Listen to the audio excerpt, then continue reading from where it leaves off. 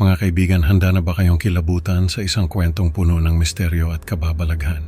Isang gabi, nagising ang ating bida sa isang bahay kubo sa probinsya.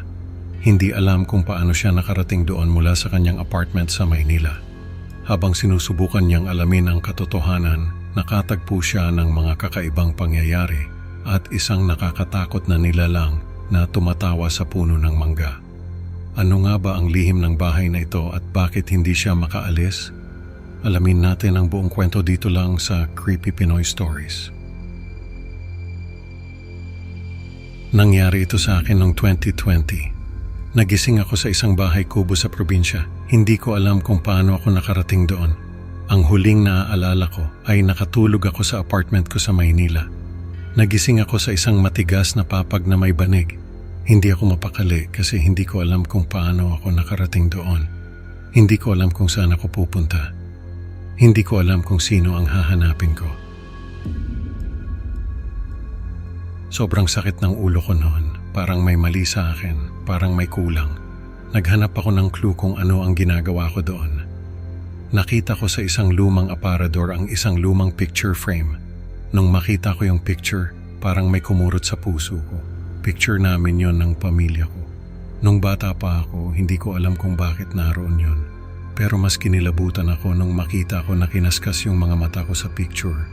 Nung gabi na, nakahiga lang ako sa papag. Hindi ko alam kung anong gagawin ko. Sobrang gulo ng isip ko. Tapos biglang may narinig akong tumatawa. Malalim yung boses, parang boses ng isang malaking lalaki. Tumatawa lang siya, paulit-ulit. Parang baliw. Nakakatakot yung tawa niya. Parang may tinatagong kasamaan. Sumilip ako sa bintana, may nakita akong malaking puno ng mangga, doon nanggagaling yung tawa. Hindi ko alam kung anong klaseng tao ang kayang umakyat sa taas ng puno ng mangga, pero alam ko na yung tawa ay nanggagaling sa taas. Paulit-ulit lang yung tawa. Hindi ako makatulog. Kinaumagahan, naghanap ako ng mga pwedeng makausap. May nadaanan akong mga bata na naglalaro. Sabi ko sa kanila, sino yung tumatawa sa puno ng mangga kagabi? Sabi nung isang bata, wala naman daw tumatawa. Ako lang daw ang tumatawa.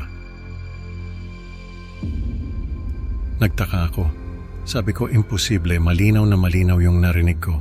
Sabi nung isa pang bata, may naririnig daw silang mga kampanilya tuwing dumarating ako. Tapos tumakbo na sila palayo. Kinapa ko yung bulsa ko. Wala naman akong kampanilya. Pag-uwi ko sa bahay, nakita ko sa ilalim ng papag yung lumang kwintas na may kampanilya. Kwintas yun ng lola ko. Lagi niyang suot yun. Nakalagay sa kwintas yung pangalan niya. Nung sumunod na araw, may nakasalubong akong dalagita. Sabi niya, ang tagal ko raw nawala. Tapos hindi ko raw siya kinakausap. Sabi ko, pasensya na. Hindi ko kasi maalala yung pangalan niya. Tumawa siya. Sabi niya, ang dami ko raw talagang kalokohan. Sabi niya, may ibibigay daw siya sa akin.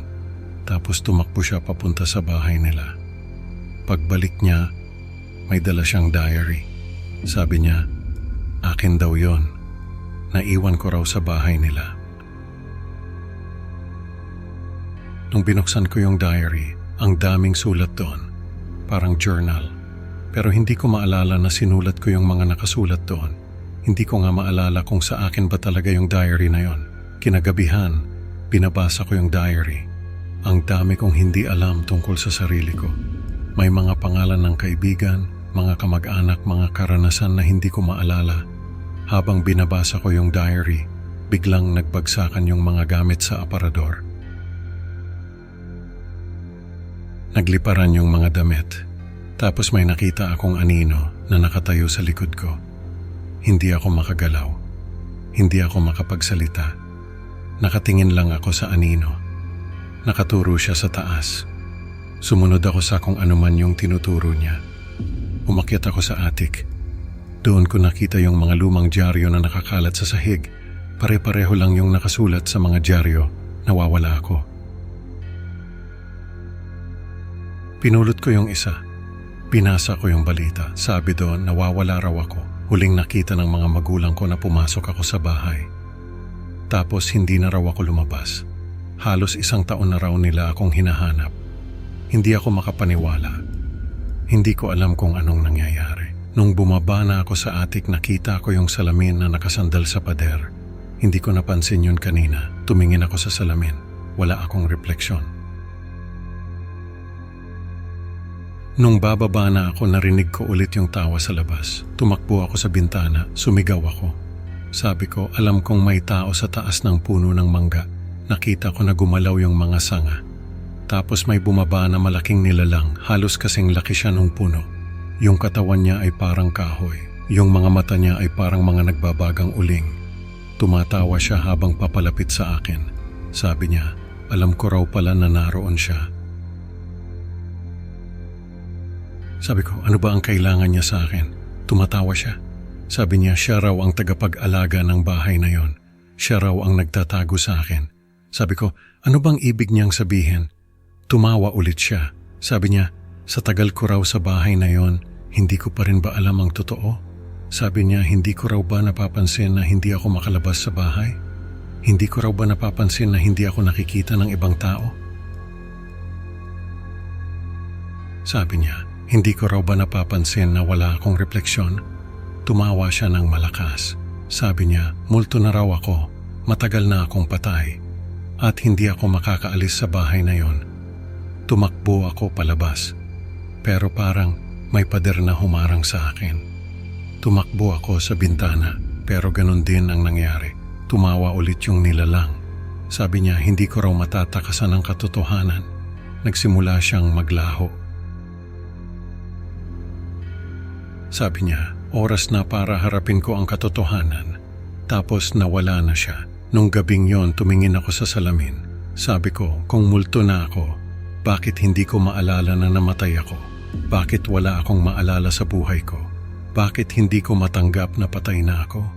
Sinabi ko sa salamin na kung multo na ako, ay tanggap ko na ang kapalaran ko.